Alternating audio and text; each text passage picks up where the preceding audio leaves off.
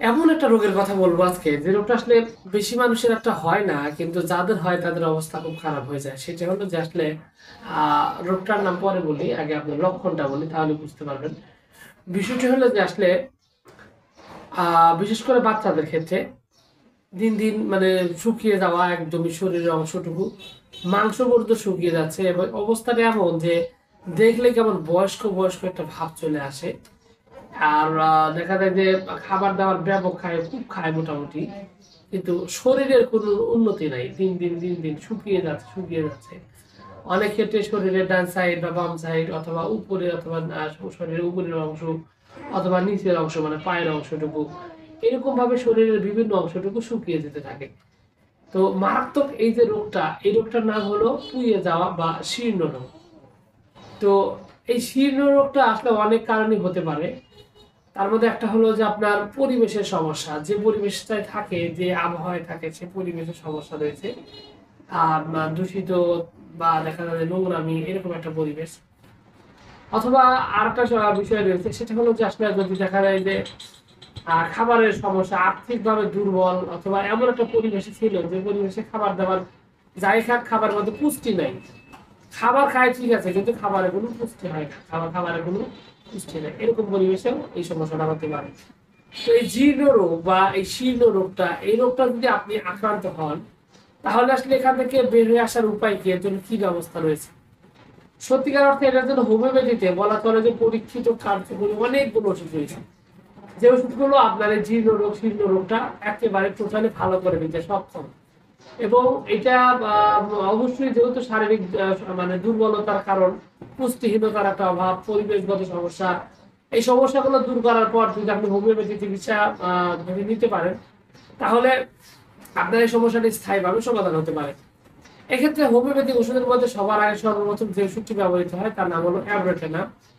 Abrotanum নামক এই ওষুধটি আসলে যে সমস্ত রোগীদের দেখা যায় যে শরীরের নিম্ন অংশ, বিশেষ করে পা, কোমর, এই অংশটুকু দিন দিন দিন দিন শুকিয়ে যাচ্ছে, পুরো অবস্থাটি ভালো হচ্ছে না, এই লক্ষণ যদি থাকে, সেক্ষেত্রে অ্যাব্রোটেনাম একটা পরীক্ষিত কার্যকরী ওষুধ। আপনি এই ওষুধ সেবনের মাধ্যমে আপনি এখান থেকে খুবই সুস্থ সুন্দর একটা সমাধান আপনি পেয়ে যাবেন।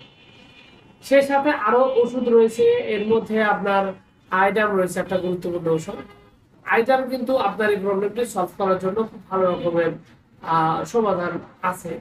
কারণ এই আইডামের লক্ষণটা কিন্তু সেম, যে খাবার দাবার খুব আগ্রহ, প্রচুর খায় কিন্তু স্বাস্থ্য হয় না, এরকম লক্ষণ যদি থাকে, সেক্ষেত্রে কিন্তু আইডাম একটা গুরুত্বপূর্ণ ওষুধ, খুবই সুন্দরভাবে আপনার এই সমস্যাটি সমাধান করতে মানে সক্ষম।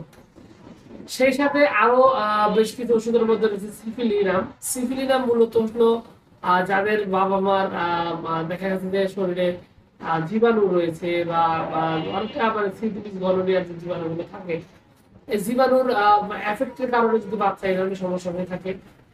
তাছাড়া এমনিও সিফিলিনাম ব্যবহৃত হয়। সিফিলিনাম কিন্তু এই সমস্যার জন্য খুব সুন্দরভাবে কাজ করে। বেডোনিলামও রয়েছে, এক্ষেত্রে বেডোনিলাম খুব ভালো কাজ করে। আর আবহাওয়া পরিবেশগত যদি সমস্যা থাকে, সেক্ষেত্রে সালফার একটা গুরুত্বপূর্ণ ওষুধ।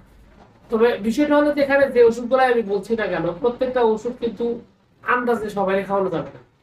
এখানে ওষুধগুলো খাবারের ক্ষেত্রে আপনাকে অবশ্যই যে কাজটা করতে হবে, সেটা হলো যে আপনাকে রোগের কারণটা, রোগীর বয়সটা, রোগীর অবস্থাটা সবগুলো বিচার বিশ্লেষণ করে, তারপরে এই যে আমি লক্ষণগুলো, ওষুধগুলো বলার সাথে সাথে কিছু লক্ষণ বলছি, এই লক্ষণগুলো আপনাকে যাচাই বাছাই করতে হবে, করে তারপর সঠিক লক্ষণ অনুযায়ী আপনাকে ওষুধটি সেবন করাতে হবে। তাহলেই আপনি এখান থেকে খুবই সুস্থ সুন্দর একটা সমাধান করতে পারবেন। আর যেহেতু এটা পুষ্টিহীনতার ব্যাপার রয়েছে, সুতরাং খাদ্যের মধ্যে অবশ্যই প্রচুর পরিমাণে প্রোটিন, ফ্যাট, এই জাতীয় খাবার খাওয়ার চেষ্টা করতে হবে। এবং পর্যাপ্ত পরিমাণে একটু খেলাধুলা ব্যায়াম করা উচিত, কারণ এতে রক্তের সঞ্চালনটা ভালো হয়, এবং এতে শরীরের ইমিউনিটি বৃদ্ধি পায়, শরীরের ভালো হওয়ার জন্য খুব ভালো রকমের হেল্প করে। তো সবচেয়ে বড় কথা হলো যে এই সমস্ত রোগের ক্ষেত্রে নিজে নিজে চিকিৎসা না করে ডাক্তারের পরামর্শ নিয়ে চিকিৎসা করলে আপনি এখান থেকে খুবই সুস্থ সুন্দর একটা ভালো সমাধান পাবেন। এটাই হলো শেষ কথা। তো সবকিছু মিলে এইটুকু ছিল আজকের ভিডিও। আশা করছি পুরো তথ্যগুলো আপনার কাছে অনেক অনেক বেশি ভালো লেগেছে। আর যদি লেগে থাকে অবশ্যই ভিডিওতে একটি লাইক দেন, আর চ্যানেলে যদি প্রথমবার এসে থাকেন অবশ্যই চ্যানেলটি সাবস্ক্রাইব করবেন। কোনো প্রশ্ন, কোনো মতামত, কোনো অভিযোগ যদি থাকে, তাহলে অবশ্যই কমেন্ট করে জানাতে পারেন। তো ভিউয়ার্স, আপনাদের সকলকে অনেক অনেক ধন্যবাদ। আসসালামু আলাইকুম।